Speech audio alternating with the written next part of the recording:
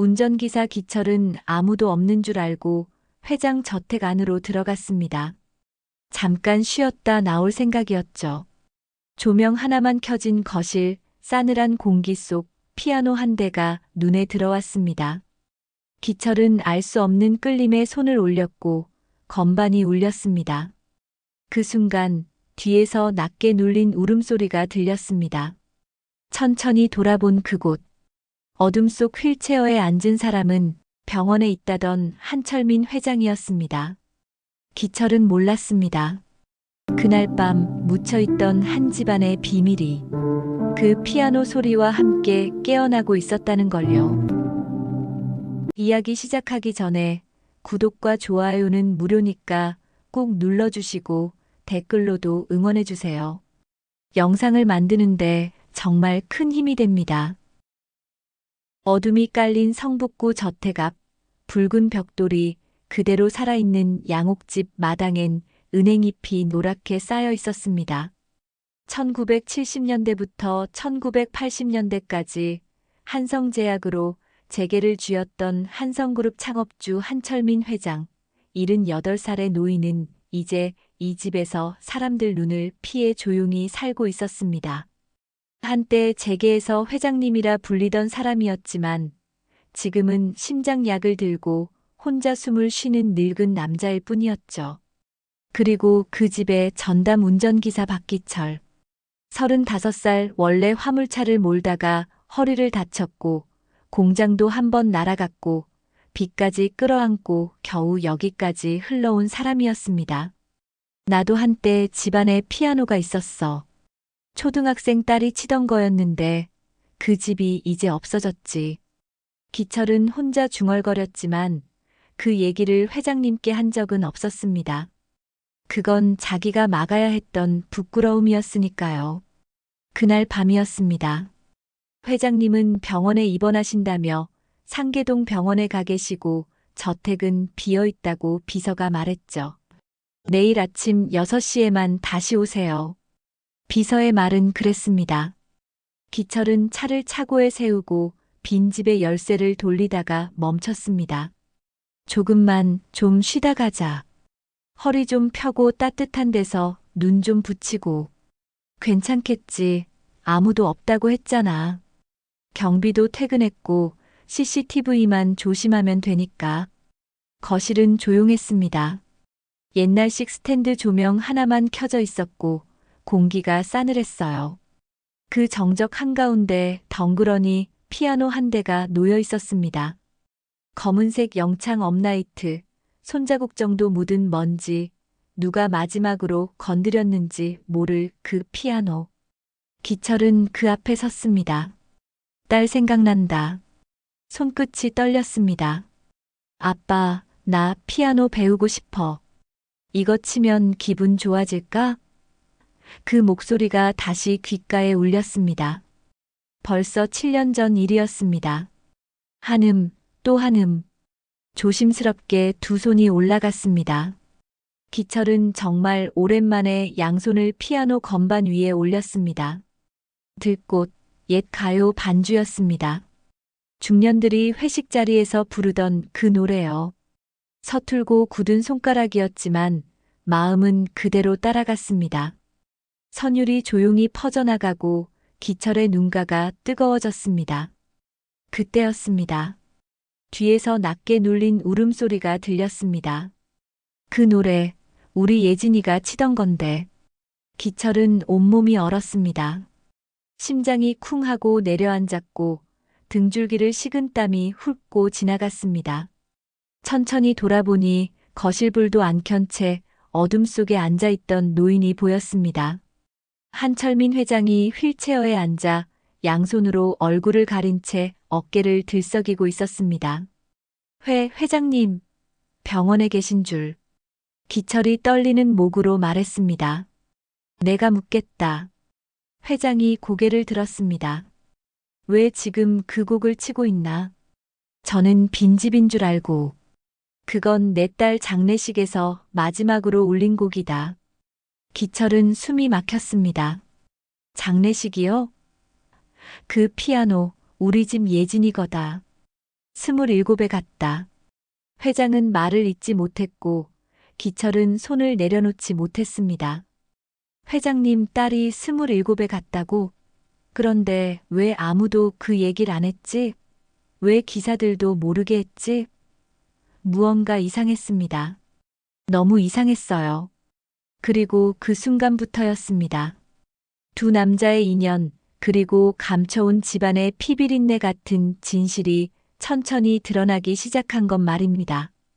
회장은 창가로 휠체어를 돌리려 했지만 손이 떨려 제대로 움직이지 못했습니다.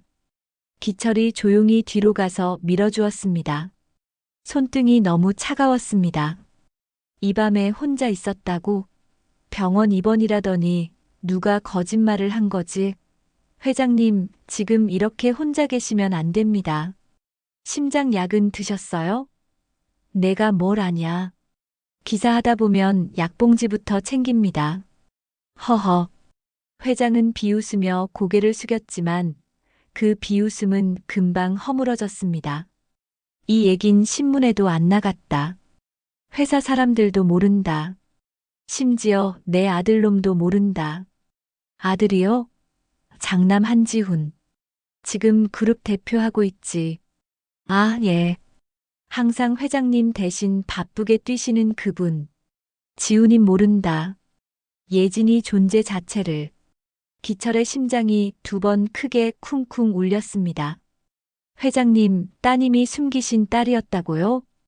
회장은 한참을 말없이 입술만 깨물었습니다. 턱 근육이 떨렸고 눈가도 떨렸습니다. 딸 아니다. 내가 아니라 그의 엄마 쪽에서 주장한 거다. 나한텐 없는 애였다. 원래는. 근데 나한텐 있었지. 그래서 그 애가 죽었다. 기철은 숨이 막혔습니다. 죄송합니다. 제가 들을 얘긴 아닌 것 같아서. 아니다. 이 밤에 내가 여기 온 것도 다 이렇게 돼 있으니까 온 거겠지. 네. 사람 인연이 그냥 겹치진 않더라. 회장은 창문 밖을 보며 낮게 중얼거렸습니다. 그날도 비 왔다. 27, 그의 손이 얼어 있었어. 근데 피아노만 치더라. 울면서 아버지, 한 번만 들어주세요. 하고 난 못 들었다. 아니, 안 들었다. 회장 체면 구긴다고. 아버지, 기철의 머릿속이 순간 하얘졌습니다. 지금 뭐라고 하셨어요? 아버지라고 불렀다고 말했다. 내가 들은 그대로다. 기철은 숨을 삼켰습니다. 목이 바짝 말랐어요. 그러면 사생아십니까? 그렇게밖에 말 못하냐? 회장은 비틀린 웃음을 지었습니다. 그래, 세상은 그 단어로 정리하니까. 기철은 주먹을 꽉 쥐었습니다. 어떻게 그렇게 쉽게 버리십니까? 애가 아버지라고 부르는데. 그래서 내가 지금 이렇게 밤마다 여기 와 앉아 있는 거다. 회장의 목소리는 찢어졌습니다. 난 듣지 않았다. 그래서 그 애는 내 앞에서 무릎 꿇고 죽었다. 심장마비로. 27짜리가 내 집 거실에서. 기철은 뒤통수를 세게 얻어맞은 사람처럼 휘청였습니다. 거실에서요? 그래. 바로 그 자리다. 내가 앉았던 피아노 옆 마룻바닥, 거기서 숨머져 갔다. 기철은 그 자리를 본능적으로 내려다봤습니다. 자기가 방금 발을 디뎠던 그 바닥이었습니다. 27이면 우리 수진이 나이는 아니지만 그래도 내 애도 아빠 손이 필요했었지. 9살이었지. 수술비 못 구해서 내가 못 살렸어. 그 애가 마지막으로 한 말도 그거였어. 아빠, 한 번만 들어줘. 그 순간 2개의 기억이 겹쳐졌습니다. 서로 다른 나이였지만 두 아버지 앞에서 두 딸이 같은 말을 남기고 죽어갔다는 사실이요. 회장님, 왜? 예진 씨 죽은 거, 그게 정말 심장 때문이었습니까? 의사가 그랬다. 의사가 누구였습니까? 방 안의 공기가 식었습니다. 회장은 대답을 하지 않았습니다. 눈빛만 아주 짧게 떨렸어요. 그건 모른다가 아니라 말 못한다는 눈빛이었습니다. 그리고 그 순간 초인종이 울렸습니다. 밤 1시 40분, 이 시간에 올 수 있는 사람은 정해져 있었습니다. 문을 열자마자 들이닥친 건 양복 위에 검은 롱패딩을 걸친 중년 남자였습니다. 박 원장이라 불린 이는 박상우, 59살이었습니다. 겉으로는 서울 강북의 개인 재활병원 원장이지만 실제론 오랫동안 한철민 회장 집안을 돌보고 있는 의사였죠. 보험 처리 안 남는 진료, 조용히 묻는 처방, 언론 타면 난리날 일들 가라앉히는 역할까지도 맡았습니다. 재벌가에는 꼭 한 명씩 있다는 그 그림자 같은 존재였죠. 회장님 약은 제 말대로 드셨어야죠. 혼자 나오시면 안 된다 했잖습니까? 내가 뭔데 내 오가는 걸 막아. 전 구명줄이죠. 박상우의 눈빛은 딱딱했습니다. 지금이라도 폭로 나가면 회장님 감옥 갑니다. 기철의 심장이 세 번째로 내려앉았습니다. 감옥? 지금 무슨 얘기를 하는 거야? 이 집에서 무슨 일이 있었던 거야? 감옥은 내가 먼저 갈 일이지. 회장이 낮게 웃었습니다. 예진 그의 진단서. 내 이름으로 나갔잖아. 기억 안 나나? 그건 회장님이 시켰잖습니까? 둘 사이의 공기가 삽시간에 살벌해졌습니다. 기철은 숨도 쉬지 못한 채 벽에 붙어 있었습니다. 이거 내가 껴도 되는 대화인가? 아니다. 하지만 이제 나도 아는 사람이 됐다. 발 뺄 수 없다. 박 원장님. 기철이 조심스럽게 입을 열었습니다. 혹시 그 예진 씨 사망 진단서에 심장마비라고 쓰신 분이 박 원장님이십니까? 누구죠, 이분은? 운전하는 사람이다. 회장이 퉁명스럽게 잘랐지만 박상우는 기철을 유심히 후쳤습니다. 운전기사가 왜 거기까지 아십니까? 방금 들었습니다. 회장님, 왜 이 사람한테까지 말씀하십니까? 이 밤에 그 곡을 쳤다. 예진이가 치던 곡을. 아, 박상우의 표정이 굳었습니다. 그러면 이건 이제 수습이 아니라 정산입니다. 정산이라는 단어는 이상하게 들렸습니다. 마치 목숨까지 숫자로 매긴다는 느낌이었죠. 역시 이 집은 내가 살던 동네랑 다르다. 여긴 뭐든 돈으로 끝내나 보다. 그리고 박상우는 말했습니다. 아주 조용히. 회장님, 그날 CCTV 아직 삭제 안 하셨죠? 그건 다 지웠다고 하지 않았나? 아닙니다. 한 군데 남아 있습니다. 그의 방 쪽 복도. 사모님이 따로 백업해 둔 거. 뭐라고? 회장님의 눈동자가 흔들렸습니다. 기철은 그 떨림을 보았습니다. 지금 이 노인의 눈빛은 두려움이다. 그냥 슬픔이 아니라 발각될까봐 두려운 눈이다.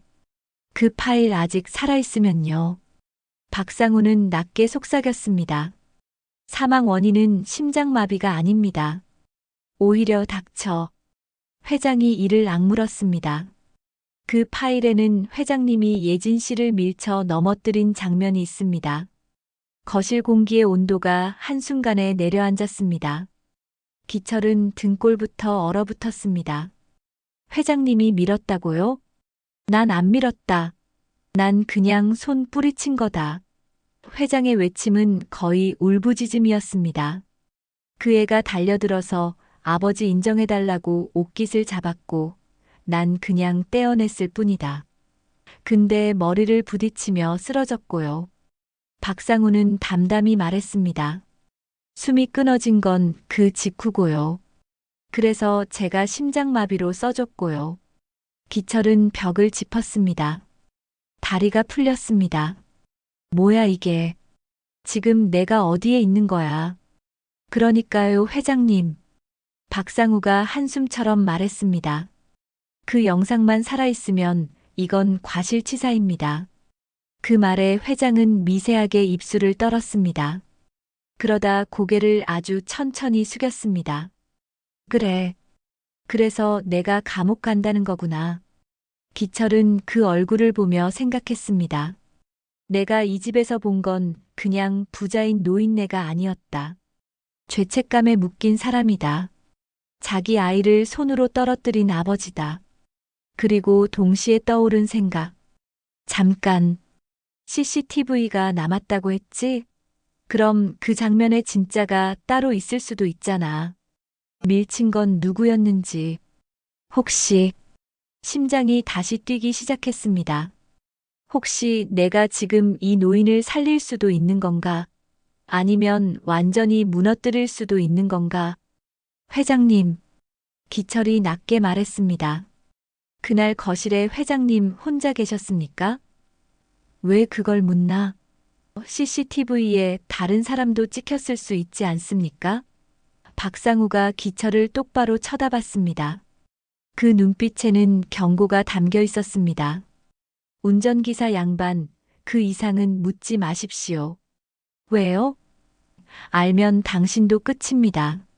그 말에 기철은 오히려 더 확신했습니다. 이 집엔 뭔가 더 있다. 회장님만의 비밀이 아니라 온 집안이 덮고 있는 무언가가 있다. 회장은 휠체어를 천천히 돌렸습니다. 상우야, 그 USB 어디 있나? 사모님 방입니다. 안사람 방에. 네. 돌아가시기 전에 남기신 겁니다. 회장님이 언젠간 찾으러 올 거라고 하시면서요. 회장의 눈가가 붉어졌습니다. 그 사람이 날 용서 안 했구나. 용서가 아닙니다. 보호입니다. 박상우가 말했습니다. 사모님은 끝까지 회장님을 지키려 하셨습니다. 그래서 그 영상을 숨기신 겁니다. 세상에 나가면 회장님이 끝나니까요. 그럼 왜 남긴 거냐? 회장이 소리쳤습니다. 진실을 아셔야 한다고 하셨습니다. 예진 양이 정말 누구 때문에 죽었는지. 기철의 온몸에 소름이 돋았습니다. 누구 때문에? 회장님이 아니라고. 그럼 대체 누가? 그 순간 2층에서 무언가 떨어지는 소리가 났습니다. 쿵. 누군가 뛰어 달려오는 구둣발 소리. 세 사람 모두 계단 쪽을 쳐다봤습니다. 그리고 벌컥 문이 열렸습니다. 아버지, 여기 계셨어요? 한지훈, 52살 단정한 검정 코트를 입고 막 도착한 듯 숨이 가쁜 얼굴이었습니다. 하지만 눈빛은 차갑고 계산이 빠르게 돌아가고 있었죠. USB, 어디 있습니까? 그의 첫 마디는 아버지 안부도 아니었습니다. 지훈의 시선이 방 안을 빠르게 훑었습니다. 아버지, 박상우, 그리고 낯선 남자 하나. 이분은 누구십니까? 운전기사야. 회장이 짧게 답했습니다. 운전기사가 왜 여기 있습니까? 지훈의 목소리에는 날이 서 있었습니다. 그건 내가 부른 거다. 아버지, 지금 무슨 짓 하시는 겁니까? 기철은 한 걸음 뒤로 물러섰습니다. 이 사람 지금 겁먹었다. 목소리는 강한데 손이 떨리고 있어. 지훈의 양손은 주먹을 쥐었다 폈다를 반복하고 있었습니다. 박 원장님. 지훈이 박상우를 돌아봤습니다. 사모님 방에 있는 거 가져오셨습니까? 아직입니다. 그럼 지금 당장 폐기하십시오. 못합니다. 뭐라고요? 지훈의 얼굴이 굳었습니다. 그건 대표님이 결정할 일이 아닙니다. 회장님 유품입니다. 유품? 그게 무슨 유품입니까? 그건 폭탄입니다. 지훈이 소리를 높였습니다. 그거 하나 때문에 이 집안이 다 무너집니다. 주가 반토막 나고 협력사 줄줄이 끊기고 임직원 수천 명이 길거리에 나앉습니다. 회장은 조용히 앉아 있었습니다. 아무 말도 하지 않았습니다. 그 침묵이 지훈을 더 초조하게 만들었죠. 아버지, 대답 좀 하세요. 지훈아. 회장이 천천히 고개를 들었습니다. 넌 그날 거기 있었냐? 그 순간 방 안의 공기가 얼어붙었습니다. 지훈의 얼굴에서 핏기가 빠졌습니다. 무슨 말씀이십니까? 예진이가 죽던 날, 넌 거기 있었냐고 물었다. 저는 그날 회사에 있었습니다. 지훈의 목소리가 떨렸습니다. 회사 CCTV에도 찍혀 있습니다. 회사는 여기서 차로 20분이다. 회장이 말했습니다. 왕복 40분이면 다녀올 수 있지. 지훈은 입술을 깨물었습니다. 대답하지 않았습니다. 기철은 그 모습을 지켜보며 확신했습니다. 이 사람 그날 여기 있었다. 박상우가 조용히 입을 열었습니다. 대표님, 사모님이 남기신 편지 보셨습니까? 편지요? USB와 함께 있습니다. 대표님 앞으로 쓰신 것도 있습니다. 지훈의 눈동자가 흔들렸습니다. 어머니가 저한테요? 네. 지훈아, 내가 이걸 보게 될 때쯤이면 엄마는 없을 거다. 미안하다. 엄마가 너를 이렇게 만들었다. 이렇게 시작합니다. 지훈은 뒷걸음질 쳤습니다. 소파 등받이에 손을 짚었습니다. 그건 계속 들으실래요? 박상우가 물었습니다. 지훈은 고개를 저었습니다. 아니, 고개를 저으려 했지만 몸이 굳어 움직이지 않았습니다. 어머니가 뭐라고 쓰셨는데요? 기철이 조심스럽게 물었습니다. 박상우는 회장을 쳐다봤습니다. 회장이 고개를 끄덕였습니다. 지훈아, 내 친동생이었다. 같은 엄마, 같은 아버지. 근데 엄마가 숨겼다. 내 혼사 지키려고, 내 자리 지키려고. 그래서 그 애는 평생 그림자로 살았다. 엄마 때문이다. 내 잘못이 아니다. 박상우의 목소리는 떨리고 있었습니다. 하지만 사모님은 이렇게 덧붙이셨습니다. 근데 지훈아, 내가 그 애를 밀친 건 내 선택이었다. 그건 엄마 탓이 아니다. 거실이 완전히 조용해졌습니다. 지훈은 소파에 주저앉았습니다. 두 손으로 얼굴을 감쌌습니다. 친동생이었다고요? 기철이 반복했습니다. 그럼 회장님 친딸이었다는 말씀입니까? 그렇습니다. 박상우가 답했습니다. 예진 양은 사생아가 아니었습니다. 호적에만 올리지 못했을 뿐 정식 따님이셨습니다. 그럼 왜 숨긴 겁니까? 기철이 물었습니다. 세 가지 이유가 겹쳤습니다. 박상우가 설명했습니다. 1998년 예진 양이 태어났을 때 대표님은 25이었습니다. 마침 혼담이 오가던 시기였죠. 상대는 부산의 해운 재벌가 외동딸이었습니다. 그쪽 조건이 까다로웠습니다. 단독 상속 구조 외동아들 집안만 허락한다고 했습니다. 외동이어야 한다고요? 그렇습니다. 둘째가 생기면 상속권이 분산됩니다. 한성그룹 지분이 나뉘면 경영권 방어가 불가능해집니다. 혼담은 즉시 깨지고요. 박상우가 말을 이었습니다. 게다가 그 애는 회장님이 비자금 조성 혐의로 검찰 조사받던 시기였습니다. 갑자기 둘째 딸 소식이 나가면 언론에서 회장님이 비자금으로 바람 피웠다고 공격할 게 뻔했습니다. 그래서 숨긴 겁니까? 아직 끝이 아닙니다. 박상우가 한숨을 쉬었습니다. 예진 양은 선천성 심장 질환을 갖고 태어났습니다. 재벌가의 유전병 소문나면 주가 폭락하고 혼담도 파기됩니다. 사모님은 병원도 안 가셨습니다. 이 집에서 직접 낳으셨습니다. 저를 부르셔서요. 집에서요? 기철이 놀라 물었습니다. 네. 그래서 출생 기록 자체가 없습니다. 예진 양은 세상에 존재하지 않는 아이가 됐습니다. 기철은 주먹을 꽉 쥐었습니다. 그럼 그 아이는 평생 이름도 없이 산 거잖아. 학교도 못 가고 친구도 못 사귀고. 근데 피아노는 어떻게 배웠습니까? 기철이 물었습니다. 개인 교습입니다. 집에서만 쳤습니다. 나갈 수 없었으니까요. 박상우가 답했습니다. 예진 양은 이 저택이 전부였습니다. 정원, 거실, 그리고 2층 작은 방 하나. 회장이 입을 열었습니다. 그 애가 27되던 해 아내가 암 진단 받았어. 목소리가 갈라졌습니다. 시한부였어. 6개월. 그래서 안 사람이 그러더라. 이제 예진이 좀 나가 살게 해주자. 내가 죽기 전에 그 애를 제대로 된 딸로 인정해주고 싶다고. 그래서 어떻게 하셨습니까? 기철이 물었습니다. 지훈이를 불렀다. 회장이 아들을 봤습니다. 넌 그때 뭐라고 했지?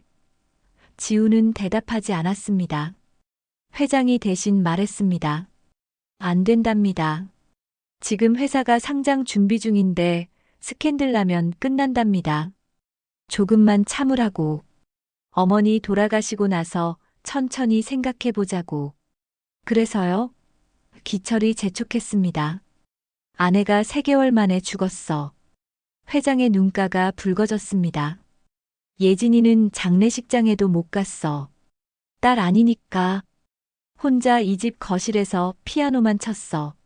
사흘 밤낮을 울면서. 기철의 가슴이 먹먹해졌습니다. 그러다 어느 날 그 애가 결심한 거야. 이제 나도 나가서 살고 싶다. 엄마도 그러라고 했다고. 오빠한테 말하겠다고. 그날이 그날입니까? 기철이 물었습니다. 회장이 고개를 끄덕였습니다. 그날 밤 8시 예진이가 지훈이 앞에 무릎 꿇었다. 이 거실에서 지훈이 고개를 들었습니다. 얼굴이 새하얗게 질려 있었습니다. 아버지, 그만하세요. 왜 그만하냐? 내가 시작한 일 아니냐? 회장이 말했습니다. 넌 그 애를 밀쳤고 그 애는 피아노에 머리를 부딪히고 쓰러졌다. 기철은 숨을 참았습니다. 그리고요? 난 그때 2층에 있었어. 소리 듣고 내려왔지. 근데 이미 늦었더라. 그 애는 바닥에 쓰러져 있고 지훈이는 멍하니 서 있고. 회장이 눈을 감았습니다. 그때 내가 뭐라고 했는지 아나? 내가 왜 여기 있냐고 물었어. 내 딸이 죽어가는데 난 아들한테 그걸 물었어. USB에 그게 다 찍혀 있습니까? 기철이 물었습니다. 박상우가 고개를 끄덕였습니다. 복도 카메라가 거실 일부를 찍고 있었습니다. 각도가 애매하지만 누가 밀었는지는 나옵니다. 지훈이 벌떡 일어났습니다. 그거 절대 세상에 나가면 안 됩니다. 기철이 그 앞을 막아섰습니다. 비켜. 못 비킵니다. 당신이 뭔데? 사람입니다. 말 못하고 간 사람 목소리 되어주는. 비키라고 했다. 지훈이 기철의 어깨를 밀쳤습니다. 기철은 휘청했지만 다시 제자리에 섰습니다. 안 됩니다. 지금 내가 누군지 알고 하는 짓이야? 압니다. 한성그룹 대표시죠. 근데 저한텐 그냥 도망가려는 사람으로 보입니다. 지훈의 얼굴이 붉어졌습니다. 주먹을 쥐었습니다. 하지만 휘두르진 못했습니다. 지훈아. 회장이 낮게 불렀습니다. 그만해라. 아버지는 왜 이러십니까? 우리 가족 다 끝장나도 괜찮으십니까? 이미 끝났다. 회장의 목소리는 담담했습니다. 예진이가 죽은 날 이 집안은 끝났어. 우린 그걸 모르고 5년을 더 살았을 뿐이지. 5년이요? 기철이 물었습니다. 예진 양이 돌아가신 게 5년 전입니까? 2020년 11월 14일. 박상우가 답했습니다. 추운 밤이었습니다. 그날따라 비도 왔고요. 기철은 계산했습니다. 2020년이면 내 딸 수진이가 죽고 2년 뒤네. 그때 나는 이 집에 없었어.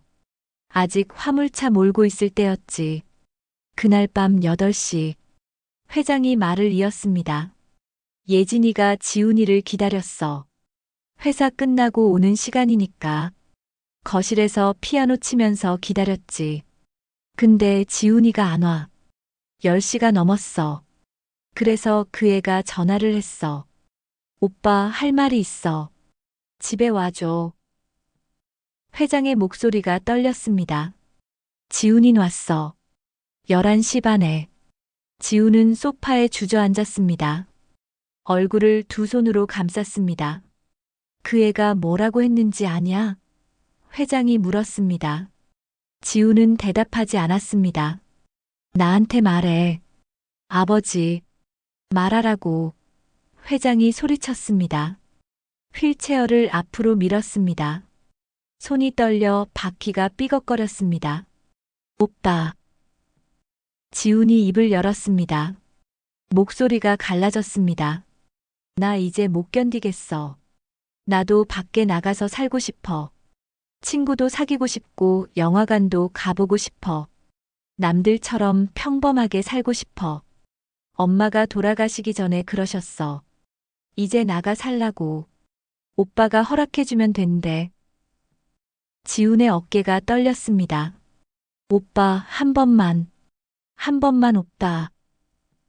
기철의 가슴이 먹먹해졌습니다. 그래서 뭐라고 했냐? 회장이 물었습니다. 안 된다고 했습니다. 지훈이 대답했습니다. 왜? 회사 때문입니다. 상장 앞두고 있었습니다. 실사 중이었습니다. 그때 스캔들 나면 다 날아갑니다. 스캔들. 기철이 끼어들었습니다. 동생이 살고 싶다는 게 스캔들입니까? 당신이 뭘 알아? 지훈이 소리쳤습니다.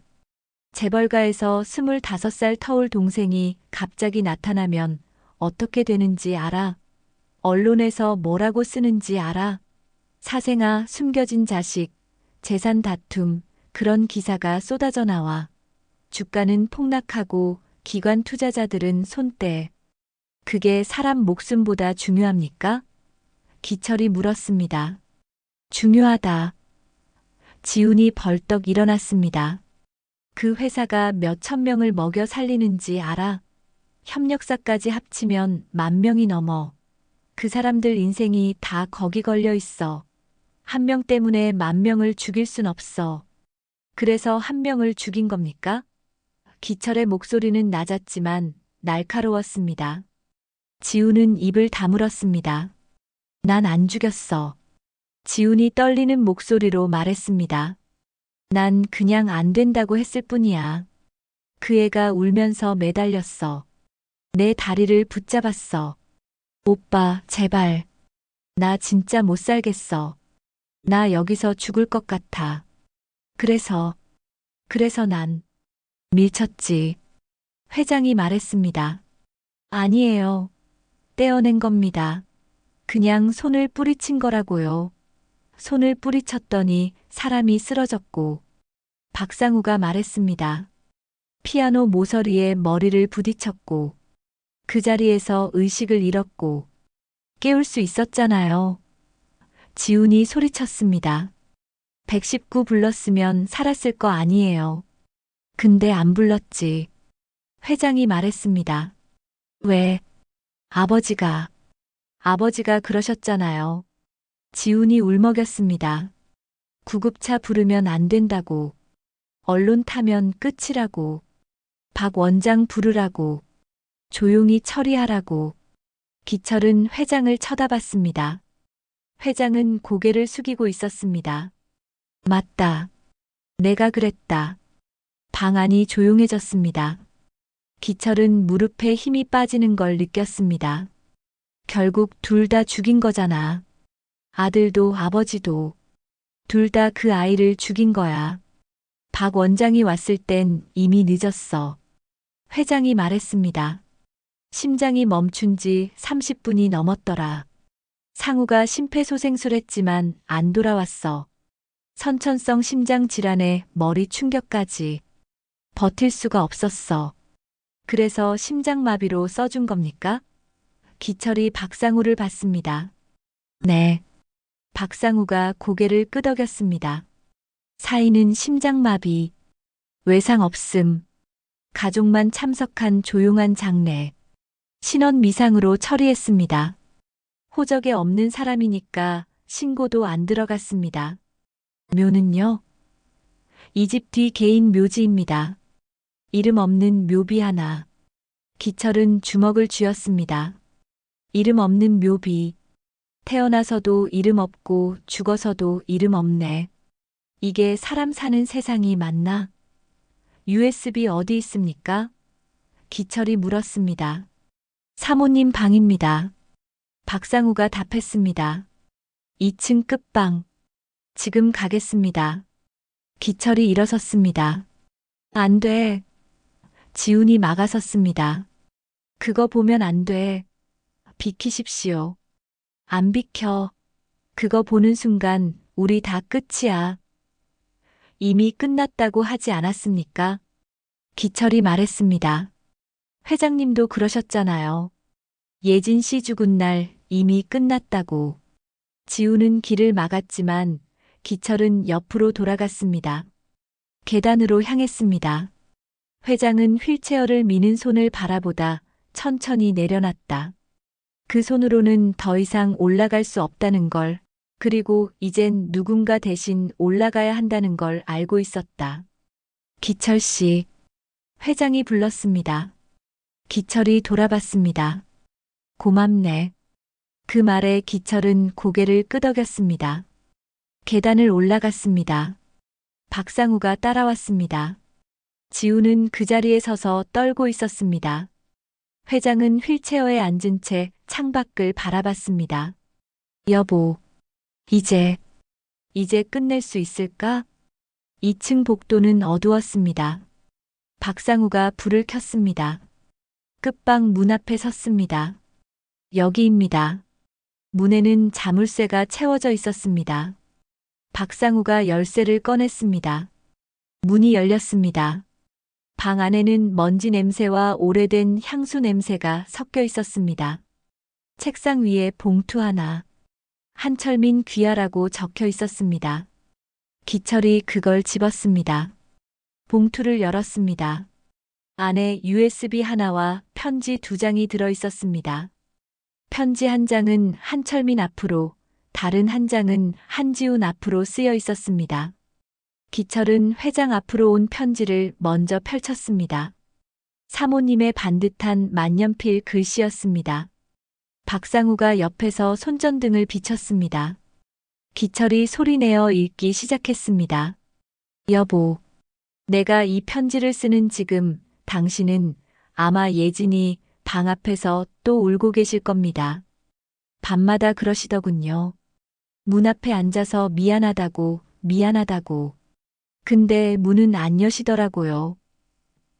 기철의 목소리가 떨렸습니다. 이제 여세요. 그리고 그 방에 들어가세요. 예진이가 남긴 것들을 보세요.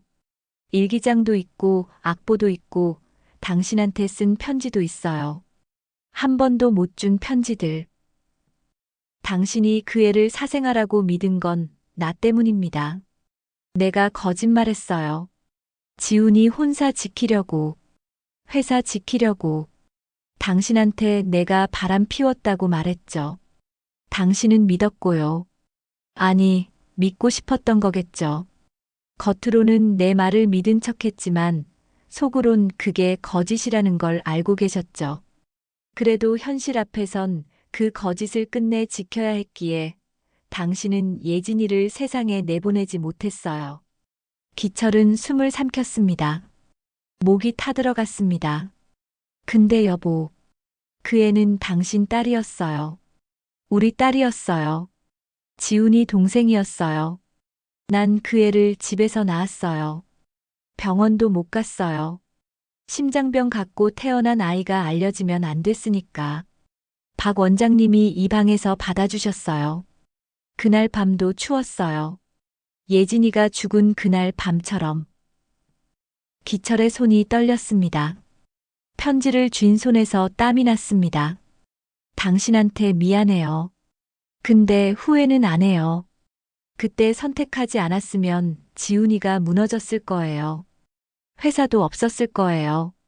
우리 가족이 길거리에 나앉았을 거예요. 난 한 명을 선택했어요.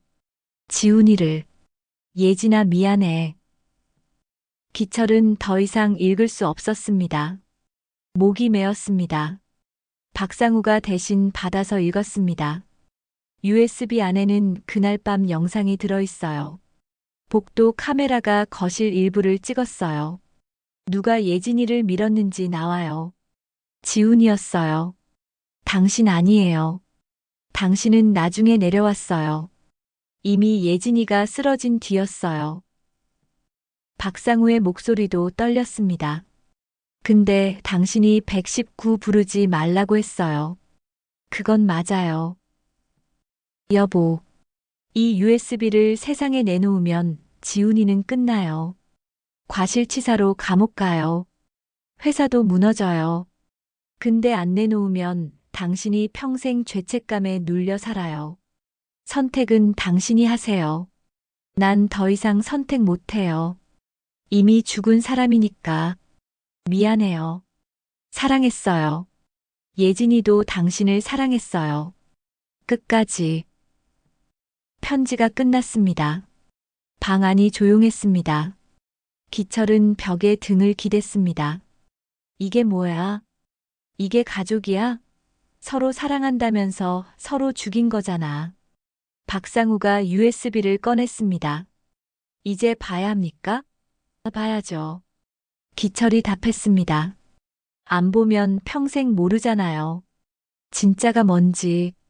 박상우는 노트북을 꺼냈습니다. 인터넷 선을 뺐습니다. 유출 방지입니다.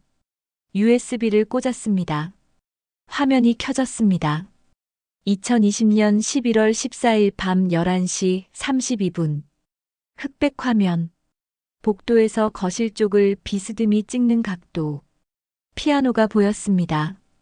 피아노 앞에 여자 하나가 앉아 있었습니다. 머리를 길게 기른 마른 여자. 예진이었습니다. 피아노를 치고 있었습니다. 소리는 없었지만 손의 움직임이 보였습니다. 문이 열렸습니다. 한지훈이 들어왔습니다.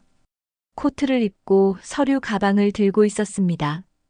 예진이 벌떡 일어났습니다. 지훈에게 다가갔습니다. 무언가 말했습니다. 지훈은 고개를 저었습니다. 예진이 지훈의 팔을 잡았습니다. 지훈이 팔을 뿌리쳤습니다. 예진이 무릎을 꿇었습니다. 지훈의 다리를 붙잡았습니다. 지훈이 뒤로 물러났습니다. 예진이 일어나 다시 다가갔습니다. 지훈의 옷깃을 잡았습니다.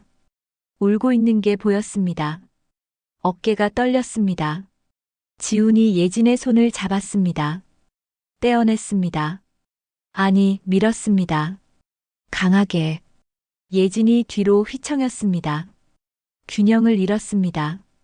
피아노 쪽으로 넘어졌습니다. 머리가 피아노 모서리에 부딪혔습니다. 쿵 소리가 들리는 것 같았습니다. 예진은 바닥에 쓰러졌습니다. 몸이 미동도 없었어요. 지훈은 멍하니 그 자리에 서 있었죠. 몇 초 동안 아무 말도 하지 못했습니다. 그러다 무릎을 꿇고 예진을 흔들었어요. 예진아, 제발. 대답은 없었습니다. 지훈은 뒷걸음질 치며 손으로 머리를 감쌌습니다. 숨이 가빠지고 얼굴이 새하얗게 질렸죠. 공황 상태였어요. 그때 계단 위에서 발소리가 들렸습니다. 한철민이 내려오고 있었죠. 휠체어가 아닌 지팡이를 짚은 채였습니다. 5년 전이었으니까 아직은 걸을 수 있었던 때였습니다. 회장은 쓰러진 예진을 보는 순간 달려갔습니다. 무릎을 꿇고 예진을 끌어안아 흔들었어요. 예진아, 예진아. 그렇게 불러도 대답은 없었죠. 회장은 고개를 들어 지훈을 바라봤습니다. 그 눈빛엔 분노와 두려움, 그리고 믿기 힘든 혼란이 뒤섞여 있었죠. 무슨 짓을 한 거냐? 회장의 목소리가 터져 나왔습니다. 지훈은 고개를 세차게 저으며 말했어요. 아니에요. 아버지, 전 그냥 손을 뿌리친 거예요. 회장의 손이 떨렸습니다. 휴대폰을 꺼내 119를 누르려 했죠. 그때 지훈이 달려와 그 손을 붙잡았습니다. 안 됩니다, 아버지. 지금 부르면 다 끝납니다. 회장은 그대로 멈춰 섰습니다. 눈동자가 흔들렸고 숨이 거칠게 떨렸어요. 잠시 후 그는 깊은 숨을 내쉬며 휴대폰을 천천히 내려놓았습니다. 그 작은 순간에 모든 것이 무너진 듯 했죠. 기철은 화면을 보며 주먹을 쥐었습니다. 구급차 불러야 해. 뭐 하는 거야? 10분이면 온다고. 심장병 있어도 응급처치 받으면 살아. 빨리 눌러. 화면은 계속 이어졌습니다. 회장이 전화했습니다. 그날 예진을 살리려 한 사람은 박상우였습니다. 30분쯤 뒤 그는 가방을 들고 달려왔어요. 숨을 몰아쉬며 예진에게 심폐소생술을 했지만 소용은 없었습니다. 박상우는 결국 고개를 저었죠. 회장은 그 자리에 무너졌습니다. 바닥에 주저앉아 두 손으로 얼굴을 감쌌어요. 지우는 벽에 기대 서 있었습니다. 움직이지도 울지도 않았죠. 표정이 없었어요. 그저 멍하니 서 있을 뿐이었습니다. 화면은 거기서 멈췄습니다. 기철이 노트북을 천천히 덮었어요. 박상우는 눈을 감고 깊게 숨을 내쉬었습니다. 맞습니다. 기철의 목소리가 낮게 울렸습니다. 이제 어떻게 하실 겁니까? 모르겠습니다. 박상우가 답했어요. 5년 동안 이걸 혼자 품고 살았습니다. 사모님이 돌아가시기 전에 이걸 방에 남기셨죠. 제가 그걸 나중에 발견했습니다. 왜 이제 꺼내신 겁니까? 회장님이 더는 못 버티실 것 같아서요. 밤마다 여기 오셔서 우시더군요. 예진 양방 앞에서 문은 못 열고 그러다 정말 돌아가실 것 같았습니다. 박상우가 한숨을 내쉬었어요. 차라리 진실을 확인하시는 게 나을 것 같았습니다. 적어도 본인이 밀진 않았다는 것만이라도요. 기철이 조용히 말했습니다. 하지만 119 안 부른 건 회장님이시잖아요. 그렇습니다. 그래서 회장님도 공범입니다. 법으로 치면 방조죄, 유기치사죠. 박상우의 목소리가 낮게 가라앉았습니다. 이 영상이 세상에 나가면 두 분 다 감옥에 갑니다. 기철은 USB를 쥐었습니다. 손바닥에 땀이 배어 있었어요. 이걸 어떻게 해야 하지? 경찰에 넘기면 정의는 세워지겠지만 회사는 무너지고 숨기면 예진이는 영원히 억울하겠지. 내려가시죠. 박상우가 말했습니다. 회장님이 기다리고 계십니다. 두 사람은 계단을 내려갔어요. 거실엔 회장과 지훈이 마주 앉아 있었습니다. 아무 말도 없이 그저 서로를 바라보고 있었죠. 기철이 들어서자 회장이 고개를 들었습니다. 봤나? 봤습니다. 그래서 회장님이 밀지 않으셨습니다. 회장의 눈에서 눈물이 흘렀습니다. 지우는 고개를 들지 못했어요. 기철이 조용히 다가가 그의 앞에 섰습니다. 대표님, 뭐, 후회하십니까? 매일. 그럼 이제 어떻게 하실 겁니까? 지우는 대답하지 않았습니다. 기철은 USB를 테이블 위에 올려놓았어요. 이게 답입니다. 진실입니다. 이제 선택하십시오. 묻을 건지 드러낼 건지. 회장이 USB를 바라봤습니다. 지훈도 그랬죠. 두 사람의 시선이 그 조그마한 장치 위에서 한참을 멈췄습니다. USB를 둘러싼 침묵이 길게 이어졌습니다. 시계 초침 소리만 째깍째깍 방 안을 채웠어요. 회장은 그 작은 장치를 보며 손을 뻗었다가 다시 걷었습니다. 지우는 고개를 들지 못한 채 주먹만 쥐고 있었죠. 아버지. 지훈이 입을 열었습니다. 목소리가 갈라졌어요. 이거 세상에 나가면 안 됩니다. 왜 안 되냐? 회장이 물었습니다. 회사 망합니다. 협력사 다 무너집니다. 직원들 거리에 나앉습니다. 그래서 묻어야 합니다. 5년 동안 묻었던 것처럼. 기철이 끼어들었습니다.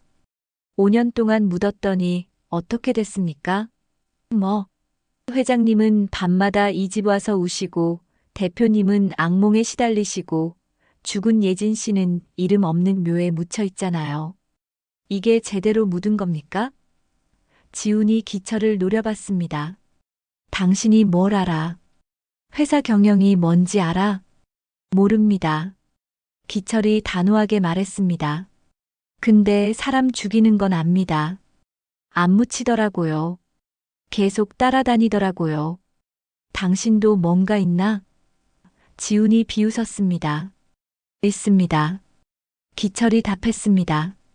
딸 하나 못 살려서 보냈습니다. 7년 전에 9살짜리였어요. 방 안이 조용해졌습니다. 기철이 솔직하게 말했습니다. 예진 씨 얘기 듣다 보니까 우리 수진이가 자꾸 보이더라고요. 그 애도 마지막에 그랬거든요. 아빠, 한 번만 들어줘.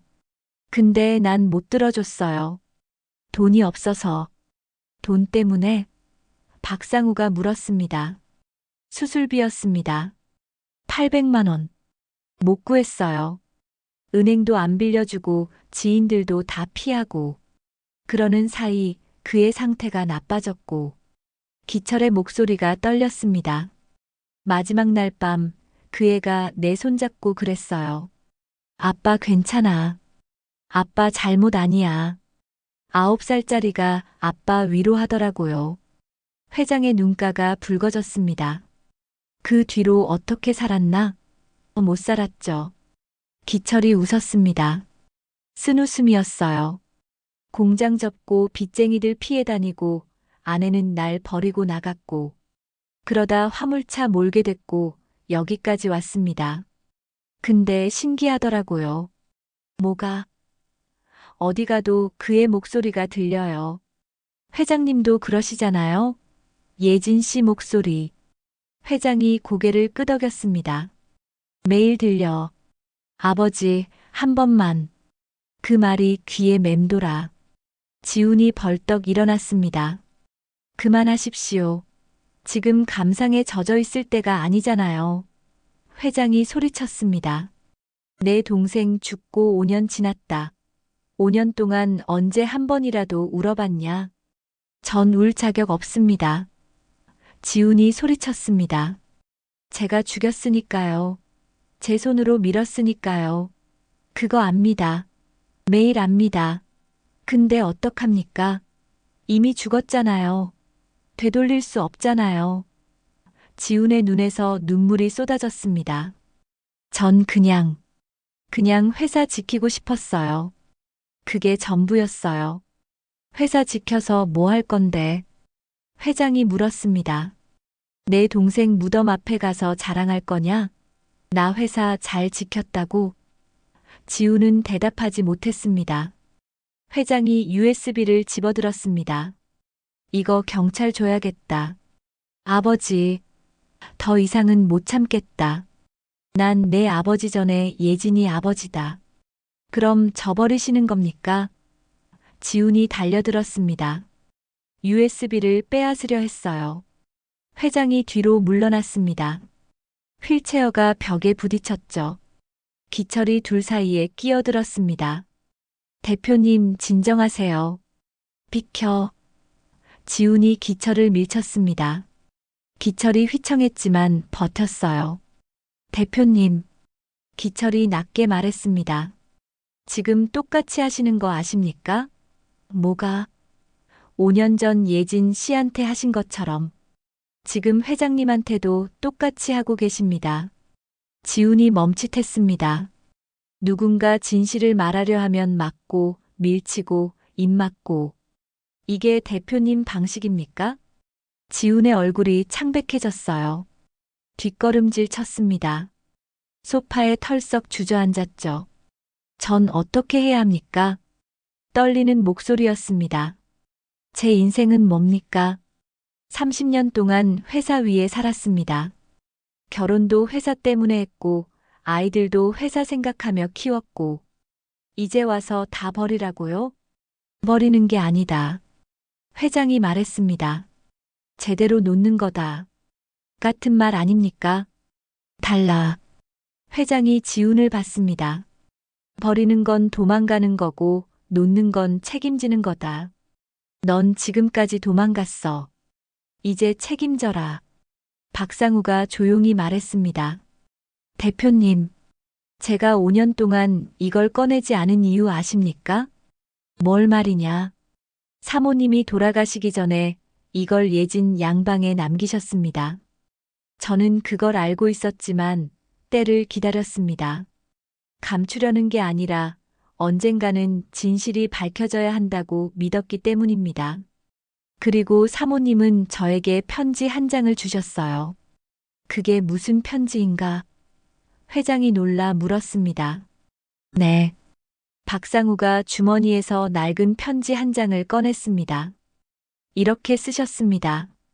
상우 씨, 이 집안을 5년만 지켜주세요. 그 뒤엔 진실을 밝혀주세요. 예진이를 위해서가 아니라 남편과 지훈이를 위해서입니다. 날 위해서? 회장이 되물었습니다. 네. 사모님은 이렇게 덧붙이셨습니다. 남편은 평생 죄책감에 눌려 살 겁니다. 본인이 예진이를 죽였다고 믿으면서요. 예진이한테 아버지 노릇 못 해준 것, 안아주지도 사랑한다 말하지도 않은 것, 그게 결국 예진이를 죽였다고 자책하면서요. 근데 그날 밤 예진이를 넘어뜨린 건 남편이 아니에요. 회장의 눈에서 눈물이 주르륵 흘렀습니다. 여보, 당신은 끝까지. 그리고 지훈이한테는 이렇게 쓰셨습니다. 박상우가 계속 읽었습니다. 지훈아, 5년 후면 내가 조금 성숙해 있을 거라고 믿어. 그때 가서 이 영상 봐. 그리고 결정해. 내가 어떤 사람으로 살 건지. 지훈은 고개를 푹 숙였습니다. 어깨가 떨렸어요. 어머니는 저한테 기회를 주신 거군요. 그렇습니다. 박상우가 답했습니다. 5년이라는 시간을. 회사 키우고 자리 잡고 준비할 시간을요. 이제 그 시간이 끝났습니다. 기철이 창밖을 봤습니다. 동쪽 하늘이 조금씩 밝아오고 있었어요. 새벽이 오네요. 그래. 회장이 말했습니다. 긴 밤이었습니다. 이제 어떻게 하실 겁니까? 기철이 물었습니다. 회장은 USB를 가슴에 품었습니다. 경찰 부를 거다. 오늘 안으로. 그는 스스로도 알고 있었습니다. 법으로 따지면 자신도 죄인이라는 걸요. 하지만 지금 그에게 자수는 벌이 아니라 마지막 구원이었습니다. 5해 동안 그는 매일 예진의 목소리를 들으며 살았습니다. 그 아이의 피아노 소리가 귓가에서 멈춘 적이 없었죠. 이제 그만 나도 그 아이 곁으로 가야 한다. 그 마음 하나로 그는 결심했습니다. 세상에 진실을 내놓는 일은 두렵지만 숨긴 죄보다 더 무거운 건 용서받지 못한 마음이라는 걸 그는 이제야 알았습니다. 아버지, 지훈이 떨리는 목소리로 불렀습니다. 같이 가자. 회장이 말했습니다. 뭐라고요? 혼자 가게 두진 않는다. 아버지로서 마지막으로 해줄 수 있는 거다. 같이 가서 같이 벌 받자. 넌 밀었고 난 119 안 불렀으니까. 지훈이 얼굴을 들었습니다. 눈물 범벅이었어요. 아버지. 근데 그 전에 회장이 기철을 봤습니다. 예진이 방 좀 가봐야겠다. 5년 동안 한 번도 못 들어갔거든. 기철이 고개를 끄덕였습니다. 모시겠습니다. 회장의 휠체어를 밀어 2층으로 올라갔어요. 복도 끝 작은 방 문에는 자물쇠가 채워져 있었습니다. 박상우가 열쇠를 꺼냈습니다. 문이 열렸습니다. 방 안에는 먼지가 쌓여 있었지만 모든 게 그대로였습니다. 책상, 침대, 옷장, 그리고 창가에 놓인 작은 전자 피아노. 벽에는 악보들이 붙어 있었어요. 회장은 휠체어를 천천히 안으로 밀고 들어갔습니다. 방을 둘러봤어요. 그리고 책상 위에 놓인 노트 하나를 발견했습니다. 일기장이었어요. 회장이 떨리는 손으로 일기장을 펼쳤습니다. 일기장 마지막 페이지, 2020년 11월 14일. 예진이가 죽던 그날 쓴 글이었습니다. 회장의 손이 떨렸어요. 글씨가 흔들려 보였지만 천천히 읽기 시작했습니다. 오늘 오빠한테 말할 거야. 더는 못 기다리겠어. 27년 동안 이 집에만 있었잖아. 나도 밖에 나가고 싶어. 엄마 돌아가시기 전에 그러셨어. 이제 나가도 된대. 오빠가 허락해주면 된대. 회장의 목소리가 떨렸습니다. 근데 무섭다. 오빠가 또 안 된다고 하면 어떡하지? 작년에도 그랬고, 재작년에도 그랬어. 그래도 오늘은 꼭 말할 거야. 아빠한테도 말할 거야. 아빠는 날 사랑하지 않으시는 것 같아. 한 번도 안아주신 적 없어. 내 이름도 제대로 안 불러주셨어. 그래도 괜찮아. 난 아빠 딸이니까. 오빠 동생이니까. 회장은 더 이상 읽을 수 없었습니다. 목이 메었어요. 기철이 대신 받아서 읽었습니다. 만약 오늘도 안 된다고 하면 어떡하지? 그럼 나 어떻게 살아야 하지? 평생 이 방에만 있어야 하나? 친구도 없이, 이름도 없이. 그럼 차라리. 그 뒤로는 글씨가 번져 있었어요. 눈물 자국이었습니다. 기철은 숨을 삼켰습니다. 그래도 오늘은 용기 내볼 거야. 피아노 치고 오빠 기다릴 거야. 엄마가 좋아하던 곡 칠 거야. 그럼 오빠가 기분 좋아질까? 그럼 내 말 들어줄까? 마지막 문장이었습니다. 오빠, 나 진짜 오빠 좋아해. 아빠도 좋아해. 우리 가족같이 밥 먹고 싶어. 그게 내 소원이야. 일기장이 끝났습니다. 방 안이 조용했어요. 회장은 일기장을 가슴에 안았습니다. 몸을 앞으로 숙였어요. 울음소리가 터져 나왔습니다. 오래 참았던 울음이었습니다. 예진아. 회장이 중얼거렸습니다. 미안하다. 아빠가 미안하다. 지훈이 문 앞에 서 있었습니다. 방 안으로 들어오지 못했어요. 문지방에 손을 짚고 서 있었죠. 예진아. 지훈도 중얼거렸습니다. 오빠가 미안해. 기철은 창밖을 봤습니다. 해가 떠오르고 있었어요. 긴 밤이 지나가고 있었습니다. 이제 끝나는 건가? 아니면 이제 시작인 건가? 회장이 일기장을 내려놓았습니다. 책상 서랍을 열었어요. 안에 편지 몇 통이 있었습니다. 봉투에 아빠께, 오빠에게라고 적혀 있었죠. 이것들은 회장이 말했습니다. 그 애가 우리한테 쓴 편지들이다. 한 번도 못 준 것들. 지훈이 다가왔습니다. 오빠에게라고 적힌 편지를 집었어요. 손이 떨렸습니다. 뜯었습니다. 편지지를 펼쳤죠. 읽기 시작했습니다. 소리 내어서요. 오빠. 오늘 오빠 생일이지? 축하해. 케이크 못 사줘서 미안해. 나밖에 못 나가잖아. 대신 오빠 좋아하는 곡 연습했어. 쇼팽 녹턴. 나중에 들려줄게. 오빠가 시간 되면. 오빠 바쁜 거 알아. 회사 일 힘든 거 알아. 그래도 가끔 나 생각해줘. 나도 오빠 동생이잖아. 지훈의 목소리가 갈라졌습니다. 엄마가 그러셨어. 오빠 힘들게 하지 말래. 오빠가 이 집안 다 짊어지고 있대. 알아. 다 알아. 그래서 난 참을 거야. 조금만 더 기다릴게. 오빠가 준비되면 그때 말할게. 나도 가족이 되고 싶다고. 사랑해 오빠. 예진이가. 편지가 끝났습니다. 지우는 바닥에 무릎을 꿇었습니다. 편지를 가슴에 안았어요. 소리내어 울었습니다. 회장도 아빠께라고 적힌 편지를 폈습니다. 읽었어요. 아빠, 아빠는 나 싫어하시죠? 내가 태어나서 아빠 인생 망쳤죠? 엄마한테 들었어. 아빠가 나 때문에 힘들어 하신다고. 미안해요. 근데 나도 태어나고 싶어서 태어난 건 아니잖아요. 회장은 숨이 막혔습니다. 그래도 아빠 목소리 좋아해요. 가끔 아빠 거실에서 전화하실 때 나 위층에서 듣거든요. 아빠 웃는 소리 들으면 나도 기분 좋아져요.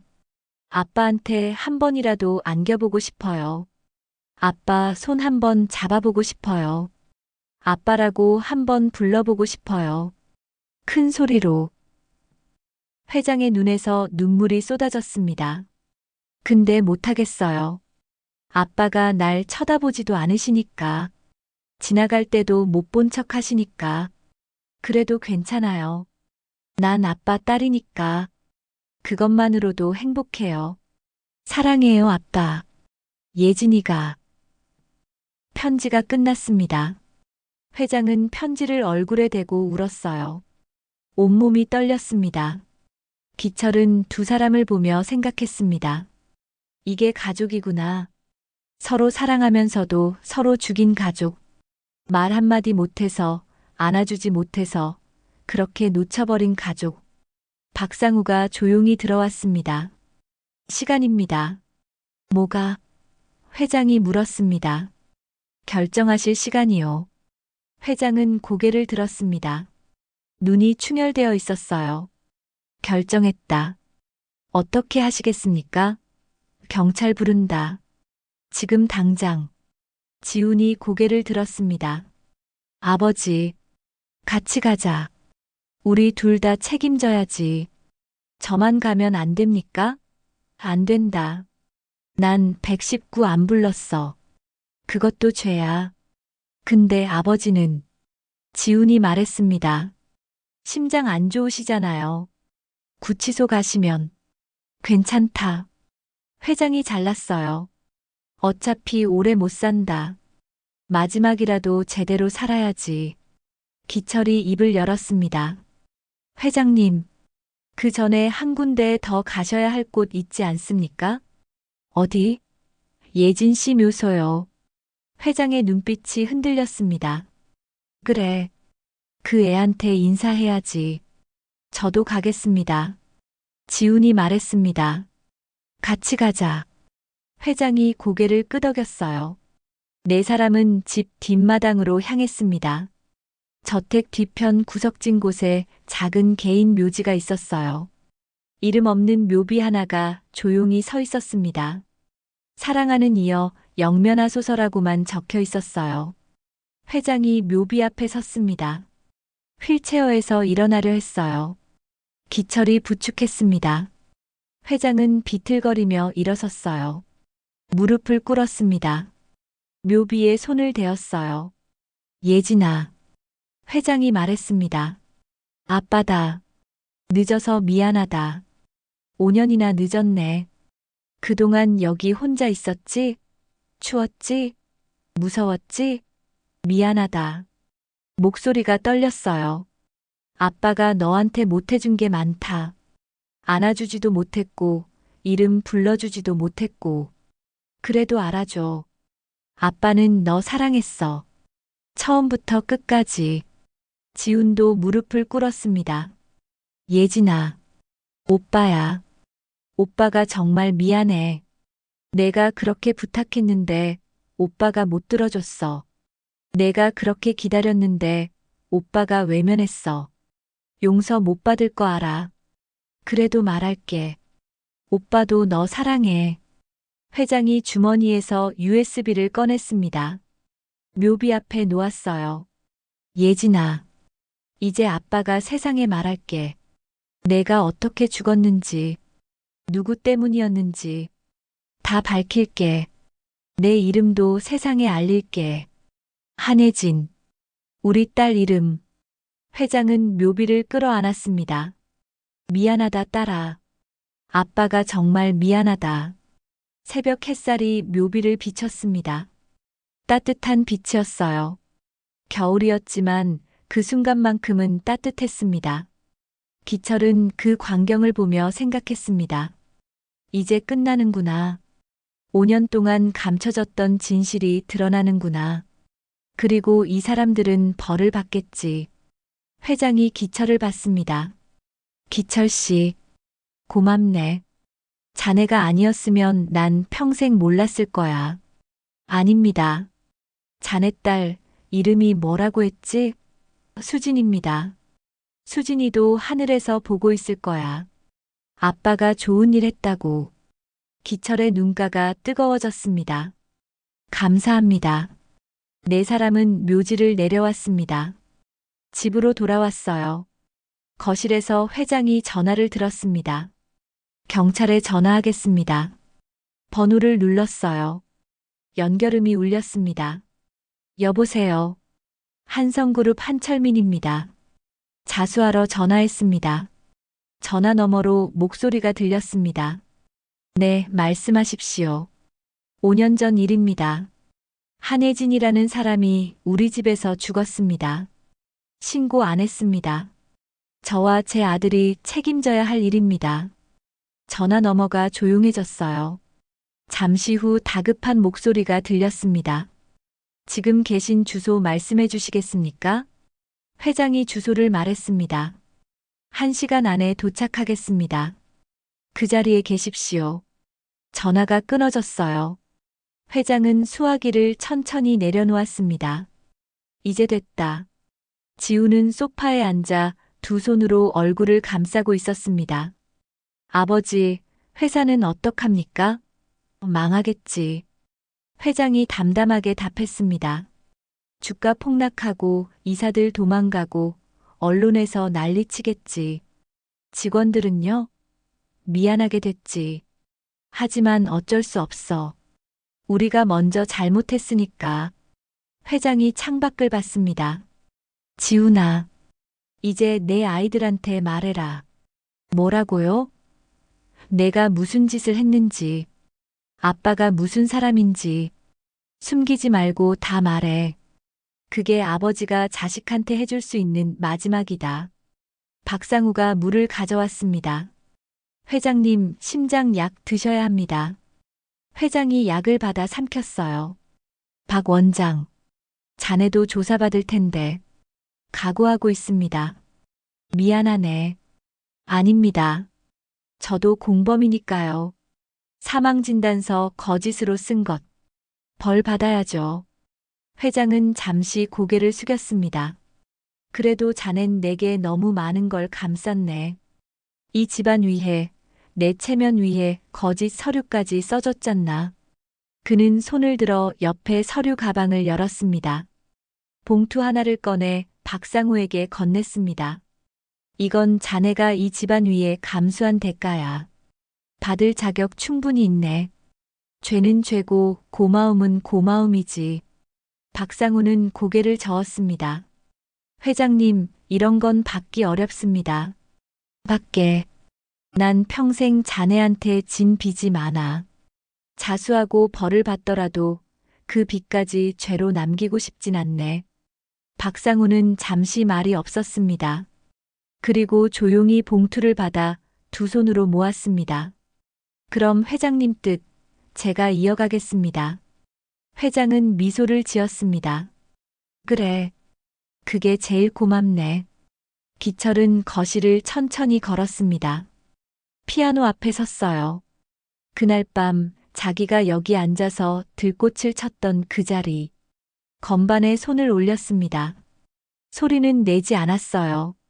그냥 올려놓기만 했습니다. 예진 씨, 이제 편히 쉬세요. 이제 세상이 당신 이름 알게 될 겁니다. 당신이 얼마나 외로웠는지, 얼마나 사랑받고 싶었는지. 1시간이 흘렀습니다. 사이렌 소리가 들렸어요. 경찰차 2대가 저택 앞에 섰습니다. 형사들이 내렸어요. 초인종이 울렸습니다. 기철이 문을 열었습니다. 한철민 회장님 계십니까? 예. 여기 계십니다. 형사 4명이 들어왔습니다. 회장이 휠체어를 앞으로 밀었습니다. 제가 한철민입니다. 자수하신다고 하셨죠? 네. 5년 전 한혜진이라는 사람이 이 집에서 사망했습니다. 제 딸이었습니다. 호적에는 없지만 제 친딸이었습니다. 형사들이 수첩을 꺼냈어요. 계속 말씀하십시오. 제 아들 한지훈이 예진이를 밀쳤고 예진이는 피아노에 머리를 부딪히고 쓰러졌습니다. 저는 119에 신고하지 않았습니다. 회사 체면 때문이었습니다. 그 사이 예진이는 숨이 끊어졌습니다. 형사가 지훈을 받습니다. 한지훈 대표님이십니까? 네. 지훈이 고개를 숙였습니다. 당시 상황 설명해 주시겠습니까? 지훈이 떨리는 목소리로 말했습니다. 제 동생이었습니다. 밖에 나가고 싶다고 했습니다. 저는 안 된다고 했습니다.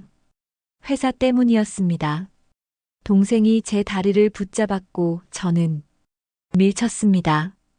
강하게. 형사들이 서로 눈빛을 교환했어요.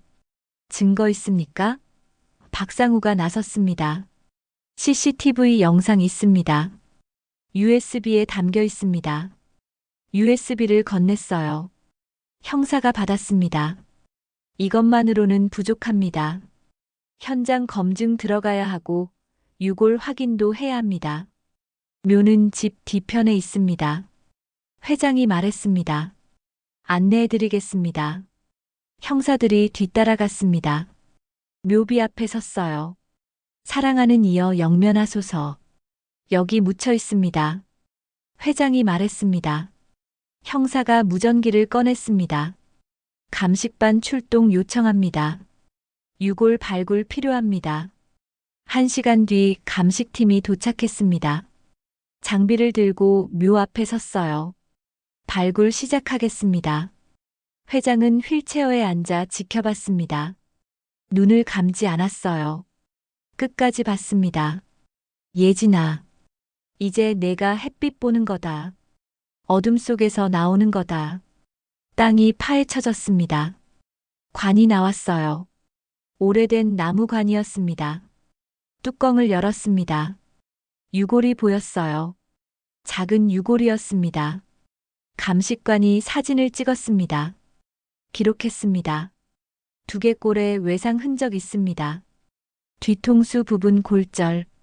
형사가 고개를 끄덕였습니다. 부검 들어가겠습니다. 신원 확인도 필요합니다. DNA 검사하십시오. 회장이 말했습니다. 제 것과 대조하면 나올 겁니다. 친자 관계. 유골이 조심스럽게 수습됐습니다. 검은 봉투에 담겼어요. 연구차가 왔습니다. 실려갔습니다. 회장은 그 차를 끝까지 지켜봤어요. 예진아, 이제 제대로 된 장례 치를 수 있겠구나. 내 이름으로, 한혜진으로. 형사가 수갑을 꺼냈습니다. 한철민 회장님, 한지훈 대표님. 긴급 체포하겠습니다. 알겠습니다. 회장이 팔을 내밀었습니다. 찰칵. 차가운 쇠 느낌이었어요. 지훈도 수갑을 찼습니다. 얼굴이 창백했어요. 박상우 원장님도 동행하셔야 합니다. 알고 있습니다. 박상우가 고개를 숙였습니다. 세 사람이 경찰차에 올랐어요. 기철이 회장께 다가갔습니다. 회장님, 기철 씨, 이 집은 제가 지키겠습니다. 회장님 돌아오실 때까지. 아니야. 이 집은 이제 압류될 거야. 자네는 새일 찾게. 그래도 예진 씨 방은 지키겠습니다. 아무도 못 들어오게. 회장의 눈에 눈물이 고였습니다. 고맙네. 경찰차가 출발했습니다. 저택이 점점 멀어졌어요. 기철은 그 차를 보며 서 있었습니다. 해가 완전히 떠올랐어요. 새로운 아침이었습니다. 기철은 집 안으로 들어갔습니다. 2층으로 올라갔어요. 예진의 방 문을 열었습니다. 창문을 활짝 열었어요. 찬 공기가 들어왔습니다. 예진 씨, 기철이 말했습니다.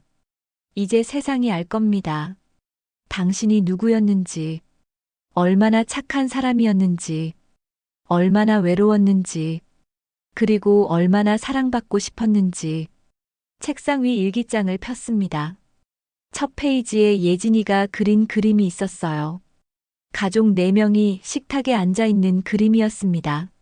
아빠, 엄마, 오빠, 그리고 예진. 우리 가족이라고 적혀 있었습니다. 기철은 그 그림을 오래 봤어요. 결국 원했던 건 이거였구나. 밥 한 끼 같이 먹는 거. 그게 전부였구나. 기철은 그림을 사진으로 찍었습니다. 언젠가 회장님께 보내드리려고요. 며칠 후 뉴스가 터졌습니다. 한성그룹 회장 마이너스 대표 부자, 딸 사망 은폐 혐의로 구속. 기사가 쏟아졌어요. 댓글이 폭발했습니다.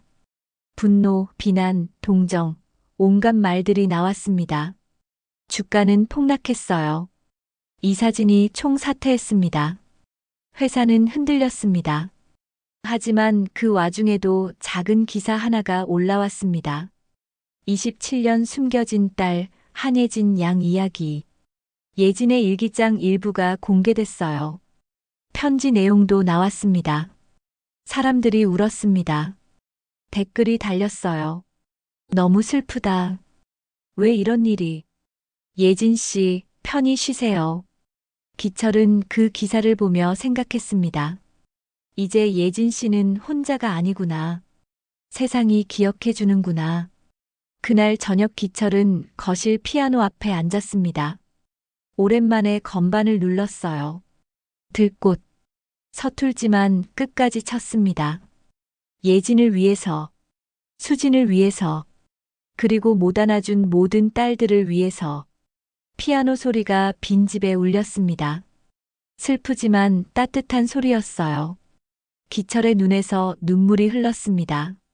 수진아, 아빠가 이번엔 제대로 했지? 도망 안 갔지? 예진 씨 목소리 되어줬지? 곡이 끝났습니다. 기철은 건반에서 손을 떼지 않았어요. 한참을 그렇게 앉아 있었습니다. 창밖으로 눈이 내리기 시작했습니다. 첫눈이었어요. 하얗게 내리는 눈. 세상을 덮는 눈. 기철은 창밖을 보며 중얼거렸습니다. 예진 씨, 하늘에서 편히 쉬세요. 이제 아무도 당신을 숨기지 않아요. 당신은 한예진이에요. 누군가의 딸이고 누군가의 동생이고 사랑받았던 사람이에요. 그리고 기철은 알았습니다. 이 긴 밤이 끝났다는 것을, 새로운 아침이 왔다는 것을. 아직 갚아야 할 것들이 남아있지만 이제 도망가지 않겠다는 것을. 살아있는 사람의 의무는 기억하는 것이고 말해주는 것이고 끝까지 곁에 있어주는 것이라는 걸요. 오늘 이야기가 마음에 닿으셨나요? 다 들으셨다면 잘 들었습니다라는 한마디만 남겨주시면 큰 힘이 됩니다. 당신의 하루에도 햇살 같은 위로가 함께하길 바랍니다. 내일은 더 따뜻한 이야기로 찾아뵐게요. 오늘도 함께해 주셔서 감사합니다.